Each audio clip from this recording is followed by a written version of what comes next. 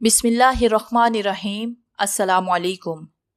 हमारे चैनल कहानी hub official में खुशामदीद। नाजरीन, मैं आज आपके लिए इंतहाई खौफनाक और दिलचस्प कहानी लेकर आई हूँ। लेकिन कहानी शुरू करने से पहले आपसे गुजारिश है कि अगर आपने हमारा चैनल सब्सक्राइब नहीं किया तो आप हमारे इस चैनल को सब्सक्राइब कर लीजिए और बेल आइकन को भी प्रेस कर लें ताकि हर नई आने वाली वीडियो बआसानी आप तक पहुँच सके। रात बेहद सर्द थी। दूर दूर तक अंधेरे का राज था। ऐसे में एक साया हतुल मकदूर तेजी के साथ कदम बढ़ा रहा था, लेकिन उसका सर बार बार और जल्दी जल्दी इधर उधर घूम रहा था क्योंकि वो मुख्तार था और माहौल का जायजा लेता जा रहा था। उसका नाम पुरकाश था। उसके हाथ में एक तेज धार छुरा मौजूद था। उसका रुख जरा दूर मौजूद ईसाइयों के कब्रिस्तान की तरफ था। उसका दिल बार बार तेजी से धड़क सा जाता, लेकिन फिर उसका जोश इस तेज धड़कन को इत्तेदाल पे ले आता था। उस पे सिर्फ एक ही धुन सवार था कि जूलिया की कब्र खोद के उसका सर तन से जुदा करना है और उसे लेके गुरु शंकर दास तक पहुंचाना है। पुरकाश 30 साल का खूबरू नौजवान था। उसका जरिए मुआश मुसव्वरी था। वो खूबसूरत मनाजिर और खूबसूरत लड़कियों की तस्वीरें बनाता। इस हवाले से उसकी दूर दूर तक शोहरत थी। उसकी बनाई हुई तस्वीरें बड़े ही महंगे दामों बिकती थी। यही वजह थी कि वो पुरताइश जिंदगी गुजार रहा था। उसका जाती शोबा था जहाँ 3 मुलाजमीन काम करते थे। जीवन दास का काम गेट पे रहना और चौकीदारी करना था। अली अहमद उसका दस्ते राज था और उसके लिए नुमाइशों का इंतजाम करता था और उससे बड़ी तनख्वाह वसूल करता था। बुवाबा गयश्री उम्र रसीदा औरत थी जिसका काम खाना पकाना और बंगले की सफाई करना था। 6 माह कबल पुरकाश ने एक नौजवान और खूबसूरत लड़की को ख्वाब में देखा था। उसके बाद वो लड़की उसे कई बार ख्वाब में नजर आई थी।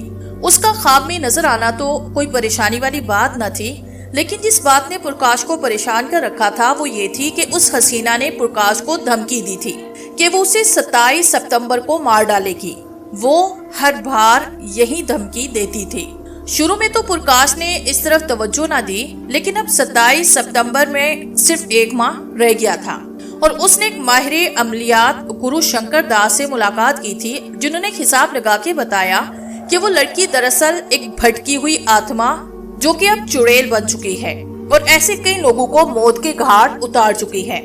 इन बातों से प्रकाश परेशान हो गया था। उसने गुरु से दरखास्त की थी कि वो किसी तरह उस चुड़ैल से इसकी जान छुड़वाएं। गुरु ने उसे बताया था कि सिर्फ एक ही अमल के जरिए वो उस चुड़ैल से बच सकता है कि वो रात 2 बजे ईसाइयों के कब्रिस्तान में जाए और किसी नौजवान लड़की की लाश का सर काट कर ले आए। पुरकाश 4 दिन से कब्रिस्तान की निगरानी कर रहा था, लेकिन मरने वालों में कोई भी नौजवान लड़की नहीं थी, जबकि आज लोग किसी जूलिया नामी नौजवान लड़की को दफना कर गए थे। पुरकाश कब्रिस्तान के सलाखों वाले बड़े गेट के सामने पहुंच के रुका। एक तरफ चौकीदार का कमरा था जिसमें हल्की रोशनी थी। उस कमरे का दरवाजा बंद था, लेकिन खिड़की के शीशे से अंदर का मंजर देखा जा सकता था। चौकीदार चारपाई पे बेखबर सो रहा था। पुरकाश ने आगे पीछे गर्दन घुमा के जायजा लिया। दूर दूर तक कोई न था। वो एहतियात के साथ सुलाहें पकड़ के दरवाजे पे चढ़ने लगा। अचानक आहट हुई। चौकीदार की गिरफ्तार आवाज उसकी समाज से टकराई। कौन हो तुम? पुरकाश ने आहट सुनते ही गर्दन घुमाई और यूं उसने चौकीदार को देख लिया था। नीचे आ जाओ वरना गोली मार दूंगा, चौकीदार ने अपना रिवाल्वर वाला हाथ उठाते हुए कहा और रिवाल्वर की नाली का रुख उसकी तरफ कर दिया। उसने सोचा कि फिलहाल नीचे उतर जाना ही बेहतर है। वो नीचे आ गया। चौकीदार उसके करीब आके रुका। चौकीदार के चेहरे पे बड़े खूनखार तासुरात थे। अंदर क्यों जा रहे थे? उसने पुरकाश की आंखों में देखते हुए पूछा। दरअसल मैं, पुरकाश ने नरम लहजे में कहते हुए अचानक तेजी से हरकत की और अगले ही लम्हात में रिवाल्वर चौकीदार के हाथ से छूट के दूर गिरा। पुरकाश ने उसी पे इक्तफा ना किया, बल्कि तेजी से हरकत करते हुए चौकीदार को काबू किया और उसकी गर्दन को गिरफ्त में ले लिया। पुरकाश ने जोडो कराटे में मुहारत हासिल कर रखी थी। चौकीदार ने खुद को उसके गिरफ्त से आजाद करवाने की बड़ी कोशिश की, लेकिन नाकाम रहा और बामुश्किल बोला, ये तुम क्या कर रहे हो? अब देखो कि मैं क्या करता हूँ। पुरकाश इत्मीनान से बोला और फिर उसने चौकीदार की गर्दन पे दबाव डाला। सीधी तरह कमरे में चलो, नहीं तो तुम्हारी गर्दन तोड़ दूंगा। चौकीदार को उसकी ताकत का अंदाजा हो चुका था, इसलिए वो चल पड़ा। वो दोनों कमरे में आए और फिर जरा ही देर में प्रकाश ने चौकीदार को चादर से बांध के एक तरफ डाला और उसके मुंह में तौलिया ठोंस दिया। प्रकाश कमरे से बाहर निकल आया। आते हुए वो चौकीदार की जेब से चाबियों का गुच्छा निकाल आया था। उसने चाबी की मदद से गेट का ताला खोला और अंदर दाखिल हुआ और फिर उसने अंदर जाने के बाद ताला दोबारा लगा दिया। वो कब्रिस्तान के अंदर की जानिब चल पड़ा। अब उसे अंधेरे में सब कुछ वाज़ेह तौर पे नजर आने लगा। वो अपने साथ टॉर्च भी लाया था, लेकिन फिलहाल उसकी जरूरत महसूस ना हो रही थी। कुछ देर के बाद वो जूलिया की कब्र पे पहुंचा। उसने उस पे लगी सलेब उतार के एक तरफ एहतराम के साथ रखी। उसका असूल था कि हर मजहब का एहतराम किया जाए।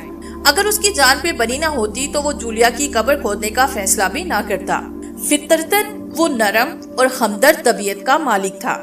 उसने साथ लाए हुए छोटे बेलचे से कब्र की मिट्टी खोली और थोड़ी सी मेहनत के बाद ताबूत बाहर निकाल लिया। फिर उसने बड़े सुरैये के जरिए ताबूत खोला। अंदर से खुशबू आई जो कि लाश पे लगाई गई थी। अब कार्रवाई के दौरान वो टॉर्च जला चुका था। अब उसने टॉर्च की रोशनी जूलिया के चेहरे पे डाली और ऐसे उछल पड़ा जैसे उसे बिच्छू ने डंक मार दिया हो, क्योंकि वो जूलिया ही तो थी जिसे वो ख्वाब में देखता रहा था। उसके एहसाब शल होने लगे, लेकिन फिर उसे अपने कराटे के इंस्ट्रक्टर की बात याद आई कि हर तरह के हालात का मुकाबला करो। उसने फौरन से खुद को संभाला। अभी वो सोच ही रहा था कि क्या करे। जूलिया की लाश ने आंखें खोली और उसकी तरफ देखा। प्रकाश के दिल की धड़कन कई गुना तेज हो चुकी थी। जूलिया की लाश के चेहरे पे मानेखेज मुस्कुराहट नमूदार हुई और फिर वो लाश उठने लगी। प्रकाश ने पहले सोचा कि भाग जाए, लेकिन फिर उसने सोचा कि जब वो लाश हरकत कर सकती है तो उसे भागते हुए पकड़ भी सकती है। उसने अपने हाथ में दबा हुआ छुरा उस लाश के सीने से बेबस किया, लेकिन उस लाश को कुछ ना हुआ। वो बदस्तूर उठती रही। अब प्रकाश के पास दूसरा रास्ता भागने का ही था, इसलिए उसने तेजी से पलट के गेट की तरफ दौड़ लगाई। उसे अपने उकब से उस लाश के खूनखार अंदाज में हंसने की आवाज सुनाई दी। वो ज्यादा दूर ना जा सका और उसे रुकना पड़ा, क्योंकि उसके सामने एक साया आ खड़ा हुआ जो कि कब्रों के उकब से नमदार हुआ था। प्रकाश ने उस साये पे रोशनी डाली। वो जिसामत में बिन मांस जैसा था, लेकिन उसका चेहरा बेहद खौफनाक और मकरू था। उसकी दो बड़ी बड़ी गोल आंखें थी जो अंगारों की तरह सुर्ख थी। वो बला किसी दरिंदे की तरह गरा भी रही थी। प्रकाश ने दाई जानिब दौड़ना शुरू कर दिया, लेकिन वहाँ भी एक बला नमूदार हुई और प्रकाश बाई जानिब दौड़ने लगा। कुछ देर वो ऐसे ही दौड़ता रहा और बलाएं नमूदार होती रही। बिलाखिर वो रुका। अब उसके चारों जानिब बलाएं खड़ी थी और उसके भागने का कोई रास्ता नहीं था। कुछ देर के बाद सामने से जूलिया की लाश आती नजर आई। इससे जरा फासले पे आके रुकी। लाश के सीने में अब भी छुरा बेबस था। उसने वो छुरा एक झटके से निकाला। उसके चेहरे के तासुरात निहायत खूनखार थे। वो गुर्राती हुई आवाज में बोली, आप मरने के लिए तैयार हो जाओ। मेरी तुम्हारी क्या दुश्मनी है आखिर? प्रकाश जल्दी से बोला। लाश ने कोई जवाब न दिया और तेजी से उसकी जानिब लिपकी। इस दौरान प्रकाश ने पलटना चाहा, लेकिन पूरी तरह पलट ना पाया। लाश ने उसके पेट में छुरा घोंपा। वो चीख उठा और पैर पकड़ता हुआ नीचे गिर गया। लाश ने जोरदार कहकहे लगाना शुरू कर दिए। प्रकाश को अपनी आंखों के गिर्द तारे नाचते नजर आने लगे और फिर ऐसे उसका दिमाग तारीकियों में डूबता चला गया। उसकी आंख खुली तो उसने खुद को आरामदेह बिस्तर पे पाया। उसकी नजरों के सामने कच्ची छत थी जो कि शहीदों के सहारे कायम थी। प्रकाश ने आगे पीछे गर्दन घुमा के माहौल का जायजा लिया। वो इस वक्त एक मुस्ततील कमरे में था, जहां एक कोने में जरूरी घरेलू इस्तेमाल की कुछ चीजें पड़ी थी, जब एक कोने में कुछ ऐसी चीजें पड़ी थी जिन्हें देख के अंदाजा होता था कि वहाँ कोई अमलियात करने वाला बैठा है। वहाँ एक गद्दी बिछी थी, एक इंसानी खोपड़ी रखी थी, जिसके साथ ही एक अंगीठी मौजूद थी। कुछ डिब्बे और बोतलें भी वहाँ पड़ी थी। अचानक दहली दरवाजा खुला और वहाँ से एक उम्र रसीदा शख्स अंदर दाखिल हुआ। वो खुलिये से कोई आमल दिखाई देता था। उसके लंबे लंबे बाल कंधों पे झूल रहे थे। उसकी दाढ़ी मूछें भी वाजबी सी थी। उसने लंबा काला चोगा पहन रखा था। गले में छोटे बड़े मोतियों की मालाएं लटक रही थी। उसने प्रकाश की तरफ देखा और बोला, तो तुम्हें होश आ गया? उसकी आवाज कदरे भारी थी। तुम कौन हो? मुझे यहाँ क्यों लाया है? प्रकाश ने पूछा। वो ये महसूस कर चुका था कि इसे लाश ने छुरा मारा था, लेकिन उस वक्त इसे बिल्कुल तकलीफ ना हो रही थी। हमें तुम्हें यहाँ लाए हैं, उस शख्स ने प्रकाश की बात का जवाब दिया। फिर वो उसके करीब आके रुका, उसका गहरी नजरों से जायजा लेने लगा। कौन हो तुम? प्रकाश ने उससे पूछा। भगवान दास, उसने जायजा जारी रखते हुए जवाब दिया। मेरी तुम्हारी पहले तो मुलाकात नहीं हुई, प्रकाश ने कहा। हाँ, पहली मुलाकात है, लेकिन मैं तुम्हें बचपन से जानता हूँ। यानी तुम्हारे बचपन से? भगवान दास बोला। वो कैसे? प्रकाश ने हैरत से पूछा। हमारी एक चीज तुम्हारे पास है, उसने जवाब दिया। चीज? कैसी चीज? प्रकाश ने हैरत से कहा। ये हम तुम्हें बाद में बताएंगे, फिलहाल तुम उठ के बैठ जाओ, वो बोला। प्रकाश उठ के बैठा, हैरत से अपना जायजा लेके भगवान दास की तरफ देखे बोला, मुझे तो बड़ा घाव लगा था, लेकिन मैं अब बिल्कुल ठीक कैसे हूँ। ये हमने किया है, भगवान दास ने कहा। तुमने? प्रकाश ने हैरत भरी नजरों से उसकी तरफ देखा। आखिर कैसे? अपने इल्म के जोर से। अच्छा, अब तुम हमारे साथ आओ, एक जरूरी काम है, वो बोला। प्रकाश चारपाई से उतर के भगवान दास के साथ चल पड़ा और फिर वो दोनों कमरे से बाहर आए। इतराफ में वसीम मैदान था, जहाँ कहीं कहीं दरख्त भी नजर आ रहे थे। करीब ही एक कच्चा मकान था। वो दोनों करीब ही मौजूद एक दरख्त के नीचे आए। जमीन की तरफ इशारा करते हुए भगवान दास ने प्रकाश से कहा, यहाँ बैठ जाओ। प्रकाश वहाँ बैठ गया। अब मैं तुम्हारे ऊपर कुछ अमल करने वाला हूँ। तुम्हें कुछ तकलीफ होगी, लेकिन तुम बर्दाश्त करना। भगवान दास ने उसकी तरफ देख के कहा, वैसे फिक्रमंद होने की जरूरत नहीं, बल्कि ये हकीकत है कि ये अमल तुम्हारी बेहतरी के लिए है। ठीक है, प्रकाश बोला। भगवान दास ने अपने चोगे की जेब से एक छोटी सी पुड़िया निकाली, उसे खोल के प्रकाश के सर पे उल्टा। वो सफेद सफूफ था, जो प्रकाश के बालों के अलावा उसके कपड़ों पे भी गिरा। भगवान दास प्रकाश के सामने आलती पालती मार के बैठ गया। उसने दोनों हाथ जोड़े, आंखें बंद की, फिर वो जेरे लब बड़बड़ाने लगा। उसके अल्फाज वाज़े तौर पे प्रकाश के कानों तक नहीं पहुंच पा रहे थे। थोड़ी देर के बाद भगवान दास ने आंखें खोल के प्रकाश की तरफ झुकते हुए उस पे फूंक मारी, तो प्रकाश को जोरदार झटका लगा और यूं महसूस हुआ जैसे उसके पेट से कोई चीज ऊपर खलत की तरफ आ रही है। उसे सारे बदन में सनसनाहट महसूस हो रही थी और कानों में सीटियां बज रही थी। अचानक उसके पेट की चीज जैसे उसका दिल और कलेजा दबाती हुई बाहर आने लगी, तो उसकी तकलीफ नाकाबिले बर्दाश्त हुई और वो बिलबिलाने लगा और फिर वो बेहोश हो गया। उसे होश आया तो वो कमरे में चारपाई पे लेटा हुआ था और उसके करीब ही कुर्सी पे भगवान दास बैठा था। मैं तकलीफ बर्दाश्त नहीं कर सका था, प्रकाश ने भगवान दास से कहा। हाँ, हम समझ गए थे, भगवान दास ने अस्पात में सर हिला के ठहरे हुए लहजे में कहा। आखिर ये अमल तुमने क्यों किया था? प्रकाश ने उसकी तरफ सवालिया नजरों से देखा। ये खास अमल है जो कि बेहद जरूरी है, कल फिर ये अमल करना होगा, भगवान दास बोला। क्या ये जरूरी है? मेरा मतलब है कि इससे तो मुझे बड़ी तकलीफ होती है, प्रकाश ने कहा। क्या तुम मरना पसंद करोगे? भगवान दास ने उसकी आंखों में देखा। क्या मतलब? वो कुछ हैरान हुआ। तुम हमारी बात का जवाब दो, भगवान दास ने कहा। नहीं, मैं मरना पसंद नहीं करूँगा, प्रकाश ने कहा। और समझ लो कि अगर ये अमल पूरा ना हुआ तो तुम मर भी सकते हो। अब तुम फैसला करो कि अगर तुम ये अमल नहीं चाहते और मौत को गले लगाना चाहते हो तो ये हम अमल नहीं करेंगे। भगवान दास की सवालिया नजरें उस पे मरकूज थी। तुमने तो मुझे उलझन में डाल दिया, प्रकाश ने कहा। देखो, हमने तुम्हें उस जालिम चुड़ैल से बचाया, लेकिन अभी तुम्हें उसकी तरफ से खतरा है। वो तुम्हारी जान लेना चाहती है। अगर ये अमल ना हुआ तो तुम्हारी जान चली जाएगी। अब तुम ही बताओ कि ये थोड़ी सी तकलीफ बेहतर है या ये अच्छा है कि तुम उस लाश के हाथों मारे जाओ।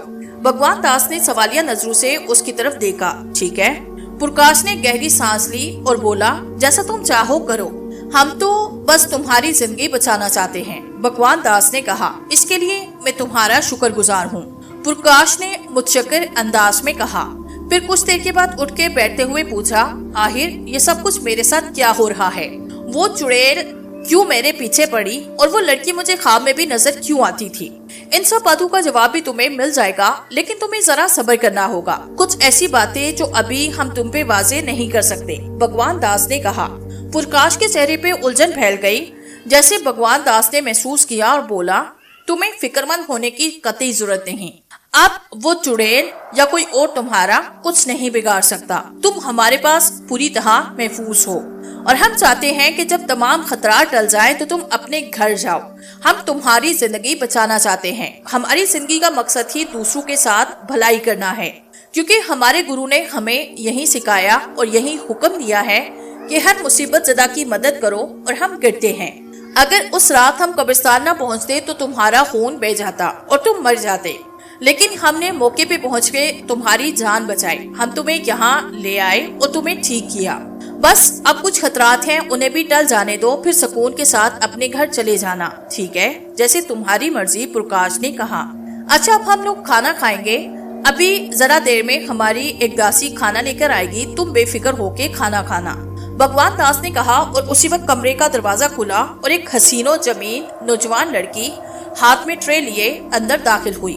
प्रकाश उसके हुस्न में खो सा गया। उसकी सुर्खो सफेद रंगत थी, उसने जूड़ा बांध रखा था, नीली साड़ी पहनी हुई थी, उसकी बड़ी बड़ी दिलकश आंखें, गोल चेहरा था, होंठ गुलाबी और जैसे खूबसूरती से तराशे गए थे।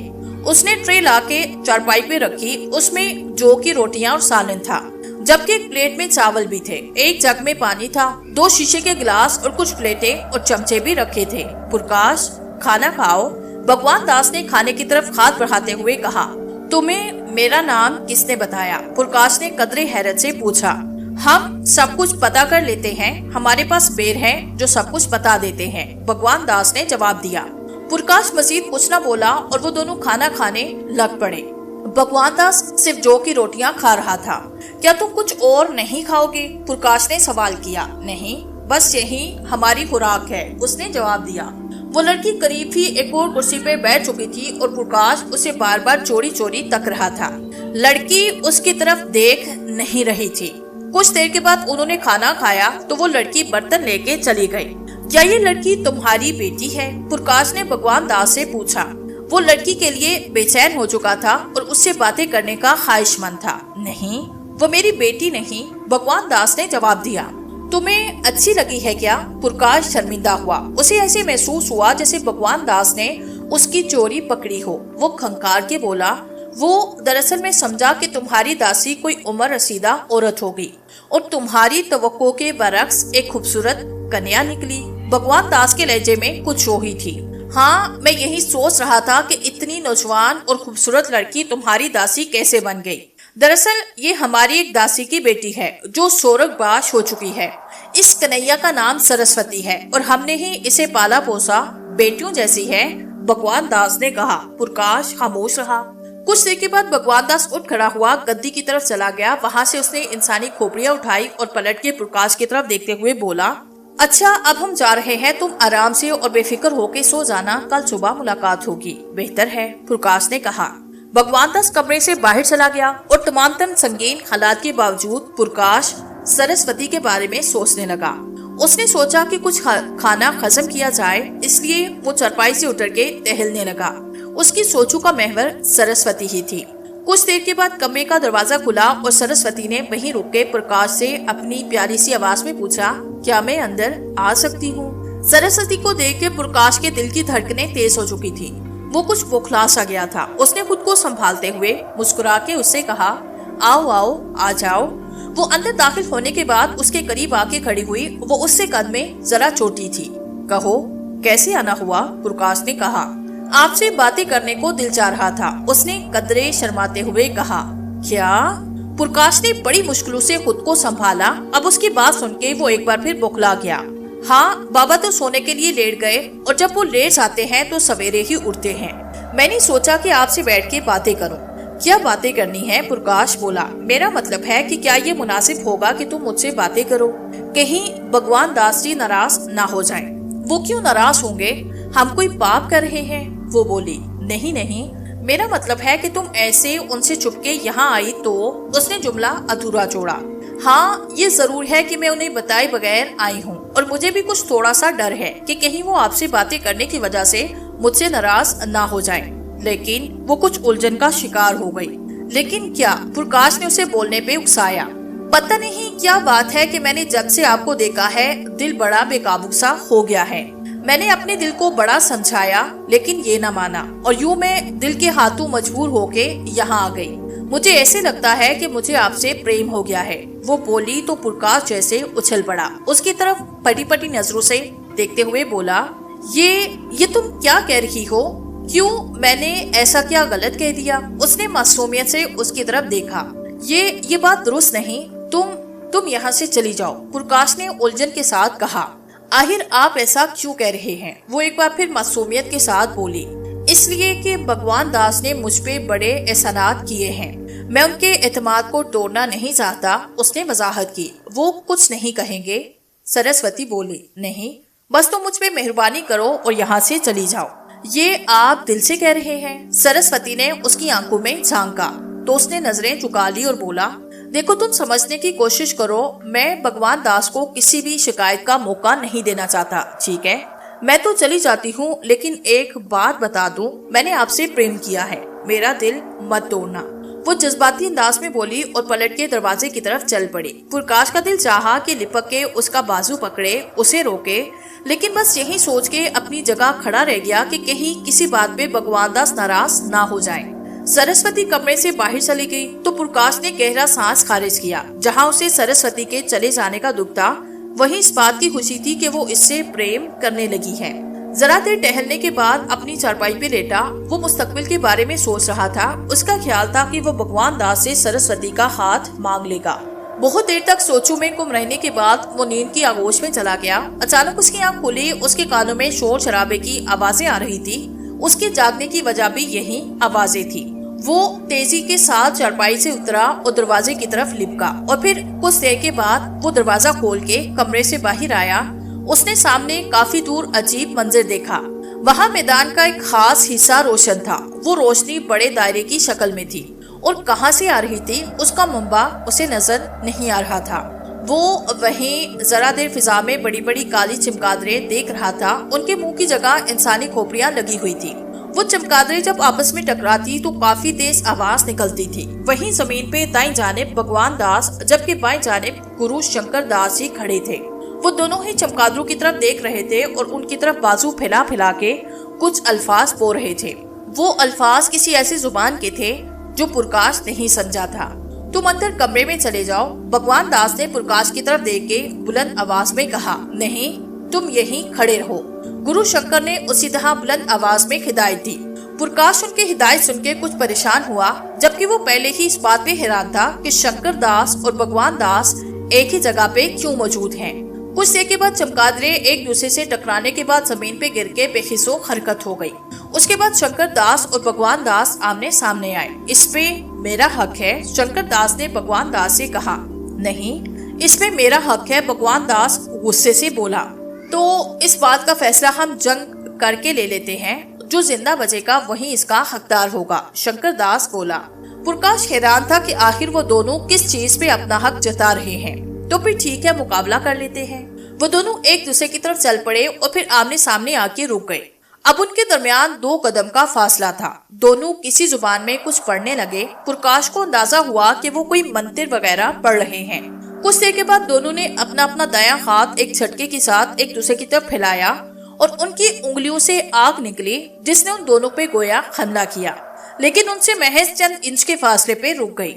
कुछ देर दोनों उसी हालत में रहे और आग उनके हाथों से निकलती रही। फिर उन्होंने हाथ नीचे किए और एक बार फिर मंत्र पढ़ने लगे। कुछ देर के बाद उन्होंने एक बार फिर एक दूसरे की तरफ हाथ फैलाए। उनके हाथों से फिर आग निकल के एक दूसरे की तरफ लिपकी, लेकिन इस मर्तबा भगवान दास का पल्ला भारी और शंकर दास नीचे गिर गया।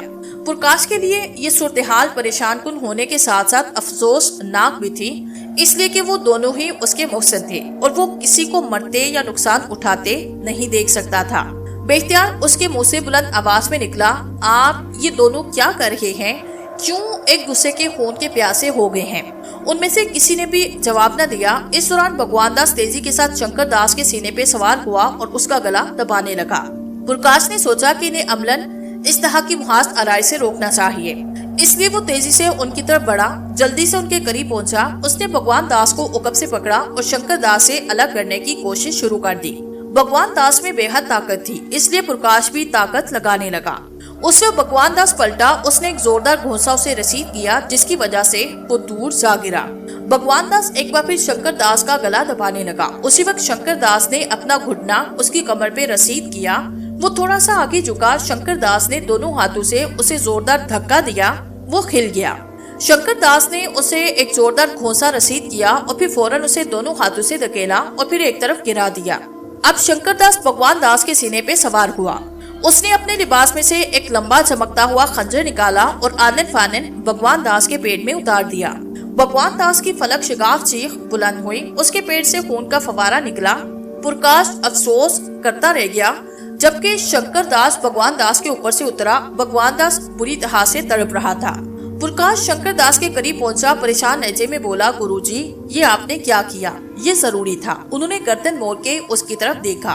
मैं कुछ समझा नहीं। वो बोला, आओ हमारे साथ आओ। उन्होंने उसके शाने पे हाथ रखा और वो दोनों चल पड़े। जरा देर के बाद वो कमरे में आके बैठे। शंकर दास ने खंगारने के बाद प्रकाश से कहा, बालिक, अब तुम्हें कुछ थोड़ी सी तकलीफ उठानी पड़ेगी। कैसी तकलीफ? उसने उसकी तरफ सवालिया नजरों से देखा। तुम पे हमने एक अमल करना है। तुम्हारे अंदर उस चुड़ैल के असरात हैं जो इस अमल से निकल जाएंगे। जी बेहतर है, वो बोला। इस अमल से तुम्हें ऐसा महसूस होगा जैसे तुम्हारे पेट में कुछ चीज खलक की तरफ से बाहर निकल रही है। बल्कि तुम में तो भगवान दास ने वो अमल किया भी था और तुम उस तकलीफ से तो वाकिफ ही हो। उन्होंने उसकी तरफ जवाब तलब नजरों से देखा। जी हाँ, एक अमल किया तो था उन्होंने, भगवान शंकर बोला। बस वही अमल है और उसके बाद तुम्हारी जान छूट जाएगी उस चुड़ैल से। उन्होंने कहा, बेहतर है गुरुजी, वो बोला। आप वो अमल कर लेंगे, हम जरा एक छोटा सा अमल कर ले, उसके बाद चलते हैं। उन्होंने कहा और फिर आंखें बंद करके कुछ बड़बड़ाते रहे और काफी देर बाद आंखें खोल के प्रकाश की तरफ देखते हुए बोले, चलो आओ बालिक, अब हम चलते हैं ताकि वो अमल कर सके। वो दोनों कमरे से बाहर आए। प्रकाश ने देखा कि अब वो पुरअसरार रोशनी गायब हो चुकी थी जिसे वो पहले देख चुका था। अब हर तरफ अंधेरे का राज था। वो दोनों उसी दरख्त के नीचे आए जहाँ भगवान दास ने प्रकाश पे अमल किया था।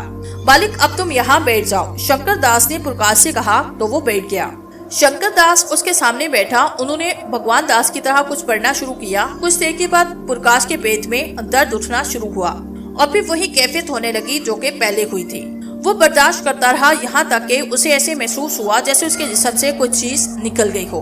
उसने इस चीज को एक साए की सूरत में देखा। अंदाजा होता था कि वो कोई लड़की है। अंधेरे की वजह से वो उस लड़की के नकूश देख नहीं सकता था, जबकि प्रकाश खुद को बड़ा हल्का फुल्का महसूस कर रहा था। ऐसे लगता था जैसे उसका आधा वजन कम हो गया हो। बालिक, तुम खैरियत से तो हो ना? शंकर दास ने पूछा। जी मैं बिल्कुल ठीक हूँ, उसने जवाब दिया। उसकी आवाज अब तकलीफ में डूबी हुई थी। उसे जिस्म में काफी दर्द महसूस हो रहा था। तुम चल सकते हो? जी हाँ, चलूंगा। तो फिर आओ कमरे में चलें। वो दोनों उठ के चल दिए। साया उनके साथ चल रहा था। कुछ देर के बाद वो कमरे में आए तो वहाँ जलते लैंप की तेज रोशनी में प्रकाश ने उस साए को देखा तो ऐसे उछला जैसे उसे बिच्छू ने डंक मारा हो, क्योंकि वो साया जूलिया का था। तुम बड़े हैरान हो बालिक, आओ बैठो, हम तुम्हें सारी बात बताते हैं, शंकर दास ने प्रकाश से कहा और वो दोनों बैठे जबकि लड़की एक जानिब खड़ी हो गई। शंकर दास ने प्रकाश की तरफ देख के कहा, देखो बालिक, ये नारी दरअसल एक चुड़ैल है, एक जादूगरनी चुड़ैल। वैसे क्या तुम अपने पिताजी के बारे में ये जानते हो कि वो खुद बहुत बड़े आमिल थे? उन्होंने प्रकाश की आंखों में झांका। मुझे ये तो मालूम है कि वो अमलियात करते थे, लेकिन पता नहीं कि वो बड़े आमिल थे, उसने जवाब दिया। दरअसल शंकर दास ने फिजा में देखते हुए कहा कि जैसे उसका जहन माजी में चला गया हो। भगवान दास मेरा बड़ा भाई था। उनकी बात सुनके प्रकाश को हैरत का झटका लगा, लेकिन वो खामोश रहा। और शंकर दास अपनी बात जारी रखते हुए बोले, ये चुड़ैल हम दोनों के झगड़े की वजह बनी। फर्क सिर्फ इतना था कि मैं इसे कैद करके समंदर में हमेशा के लिए गर्क करना चाहता था, जबकि भगवान दास का मकसद ये था कि वो इसे काम लेगी। ये खूनी चुड़ैल है। इसे काम लेने के लिए जरूरी है कि इसे हर माह किसी इंसान की बलि चढ़ाई जाए, और मैं कभी किसी इंसान को कत्ल करने का सोच भी नहीं सकता था।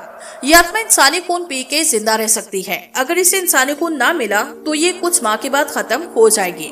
मैं एक अफसोसनाक बात भी तुमसे कहना चाहूंगा, उन्होंने उसकी तरफ देख के कहा। वो क्या? शंकर दास ने खंकारने और चल लम्हे सोचने के बाद नरम लहजे में कहा, दरअसल तुम्हारे पिताजी एक अच्छे इंसान नहीं थे। क्या? प्रकाश बेख्तियार बोल पड़ा। हाँ बालिक, वो हमारे दोस्त थे। दरअसल मैं, भगवान दास और तुम्हारे पिताजी बचपन के दोस्त थे। जब हम बड़े हुए तो अपने अपने कारोबार में लग गए। हमने आला तालीम भी हासिल की, लेकिन हमें अमलियात सीखने का बेहद शौक था। हम अपने गुरु महेश जी के पास अमलियात सीखने जाते। उन्होंने हमें बहुत कुछ सिखाया। उनके पास ये आत्मा भी थी। उन्होंने इसे बड़ी मुश्किल से हासिल किया था। वो दुनिया के ताकतवर तरीन इंसान बनने के जुनून में मुब्तला थे। इस चुड़ैल को हासिल करने के बाद उनका देहांत हुआ। हम तीनों को इस चुड़ैल को हासिल करने का अमल मालूम था। हम तीनों एक दूसरे के दुश्मन बने और अमलियात करने लगे। यूं ये चुड़ैल तुम्हारे पिताजी ने अपने कब्जे में की। उसके बाद मैं और भगवान दास इनसे इस आत्मा को हासिल करने की कोशिश करने लगे और हम उसे हासिल कर भी लेते, लेकिन पिताजी ने एक और चाल चली। उन्होंने कैसा कमल किया जिससे कि उन्होंने इस चुड़ैल को अपनी बीवी यानी तुम्हारी माताजी के जिस्म में उतारा। तुम्हारे पिताजी तुम्हारी माताजी को ज्यादा पसंद नहीं करते थे, इसलिए उन्होंने तुम्हारी माताजी के जिस्म में इस चुड़ैल को कैद किया। इससे तुम्हारी माताजी को शदीद तकलीफ हुई, लेकिन वो कुछ नहीं कर सकती थी। लेकिन तुम उनके पेट में थे। उनकी बीमारी की वजह से देहांत हुआ और ये चुड़ैल तुम्हारे जिस्म में आ गई। इस बात का तुम्हारे पिताजी को भी हो गया। उन्हें अंदाजा था कि अगर तुम्हारी माताजी को जलाया गया तो तुम भी जल जाओगे और वो चुड़ैल भी आजाद हो जाएगी। इसलिए तुम्हारे पिताजी तुम्हारी माता की लाश लेके जंगल में चले गए। वहाँ एक लेडी डॉक्टर के जरिए तुम्हारी पैदाइश करवाई। तुम्हें लेके यहाँ मुंबई से पुणे चले गए। वहाँ तुम्हारे रिश्तेदार भी हैं। उसके बाद उनका ख्याल यही था कि तुम्हारे ऊपर कोई अमल करके इस आत्मा को तुम्हारे जिस्म से निकाल लेंगे और किसी और जगह महफूज कर देंगे। लेकिन अफसोस के हादसे में उनका देहांत हुआ और बस तुम्हें यहाँ तुम्हारी खाला के घर पहुँचा दिया गया, जहाँ तुम्हारी परवरिश हुई। अब कुछ ही अरसे बाद इस आत्मा ने तुम्हारी जान ले लेनी थी, क्योंकि इससे ज्यादा अरसा वो तुम्हारे जिस्म में रहकर वो तुम्हें नुकसान नहीं पहुँचा सकती थी। हाँ, अपने मुकर्रर वक्त पे वहाँ से निकलते वक्त वो तुम्हें मार देती या फिर जिस्म से बाहर आने के बाद मार देती, इसलिए कि वो तुमसे शदीद नफरत करती थी, क्योंकि तुम्हारे पिता ने उसे कैद किया था।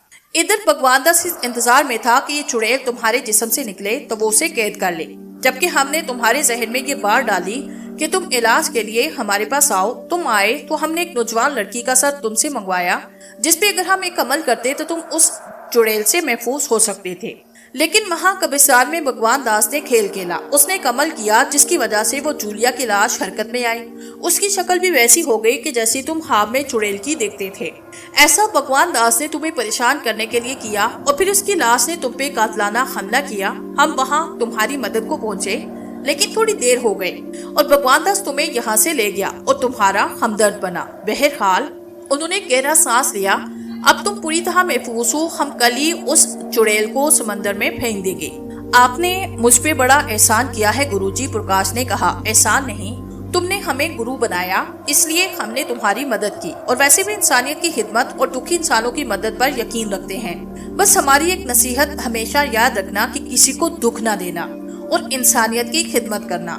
मैं ऐसा ही करूंगा गुरुजी, उसने पुरअज़म लहजे में कहा। उस वक्त दरवाजा खुला और सरस्वती अंदर दाखिल हुई और शंकर दास की तरफ देखे बोली, शंकर जी, मैंने आपकी सारी बातें सुनी। आप मुझे नहीं जानते, मैं भगवान दास की। शंकर दास ने उसकी बात कतई करते हुए कहा, हम तुम्हारे बारे में सब जानते हैं और तुम्हारी माँ के बारे में भी, जिसे भगवान दास ने एक अमल के दौरान कत्ल किया। ये आप क्या कह रहे हैं? वो हैरत से बोली। हम ठीक कह रहे हैं। तुम्हारे पिताजी भगवान दास के दोस्त थे। तुम्हारी माता खूबसूरत औरत थी। भगवान दास ने तुम्हारे पिताजी को कत्ल करवाया और फिर तुम्हारी माताजी को जबरदस्ती अपने साथ रखा और जब उनसे दिल भर गया तो उन्हें कत्ल किया। तुम छोटी थी, इसलिए भगवान दास ने तुम्हें दासी बनाया ताकि तुमसे घरेलू काम लेता रहे। तो वो मेरे माता पिता का कातिल था। सरस्वती नफरत से बोली। हाँ, बहरहाल अब वो नरक में चला गया, उसे भूल जाओ, शंकर दास ने कहा। सरस्वती ने गहरा सांस लेके सर झुकाया। सरस्वती, हौसला करो, भगवान दास को इसके किए की सजा मिल गई है। आओ बैठ जाओ। प्रकाश ने उसे तसल्ली देते हुए चारपाई पे बिठाया। सरस्वती की आंखों से आंसू रवा थे। अगले दिन शंकर दास ने आत्मा को समंदर में फेंका और एक हफ्ते के बाद प्रकाश और सरस्वती ने शादी कर ली। वो दोनों एक दूसरे से मिल जाने के बाद इंतहाई खुश थे। उन्हें मुस्तकबिल में भी खुशियां नजर आ रही थी, लेकिन वो जब भी अपने माजी के बारे में सोचते तो सहम जाते थे।